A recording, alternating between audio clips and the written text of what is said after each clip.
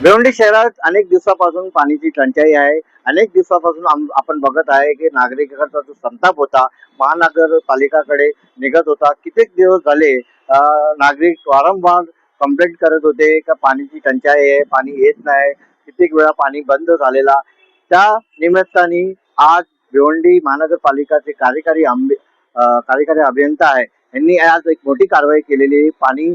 जिथे पाण्याची चोरी होत होती तिथे कारवाई करून त्यांना आज आज कारवाई तिथे केलेली आहे. आणि आपण बघू शहरात अनेक ठिकाणी ही पाण्याची चोरी होत आहे, कुठे पाईपांनी चोरी होत आहे, कुठे नळांनी चोरी होत आहे. अशी कारवाई महानगरपालिकाने फौजदारी गुन्हाही दाखल केलेला आहे त्यांच्यावरती.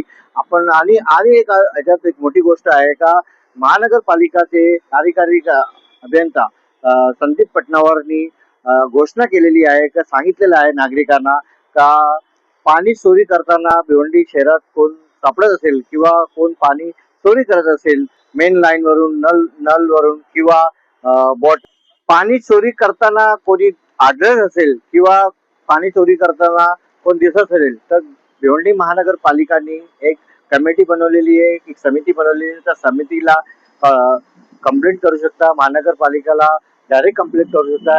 ऍपही सुद्धा त्यांनी काढलेला आहे. म्हणून भिवंडीत आता पाणी जे चोर आहेत त्यांना कुठेतरी आळा बसणार आहे. भिवंडीतून नवराष्ट्र अमृत शर्मा.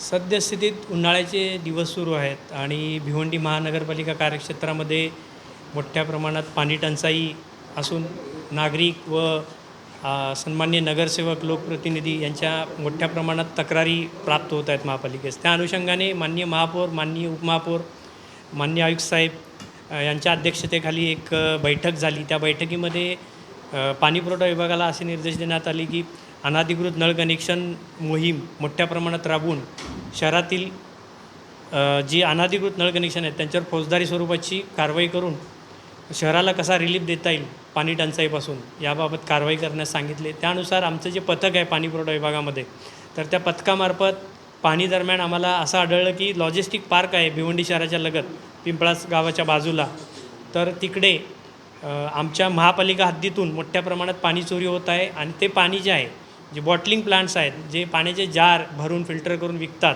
ह्या कंपनी मोठ्या प्रमाणात पाणी चोरी करत आहेत. ते आम्हाला निदर्शनास आलं.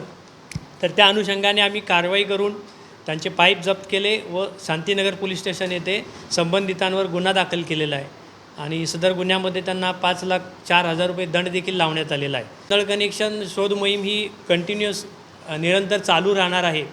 आणि अशा प्रकारे जे अनधिकृत नळ कनेक्शन घेणारे नागरिक किंवा काही कंपनीज असतील त्यांच्यावर ही कारवाई अशीच सुरू राहील. साधारण आमच्या पथकामध्ये आठवड्यामध्ये 2 ते 3 FIR निरंतर सुरू आहेत. यामध्ये पथकामध्ये आमचे 8 सुपरवायझर आहेत. तर हे पथक पूर्ण शहरामध्ये फिरून अनधिकृत नळ कनेक्शन शोधून त्यांच्यावर कारवाई करत आहे.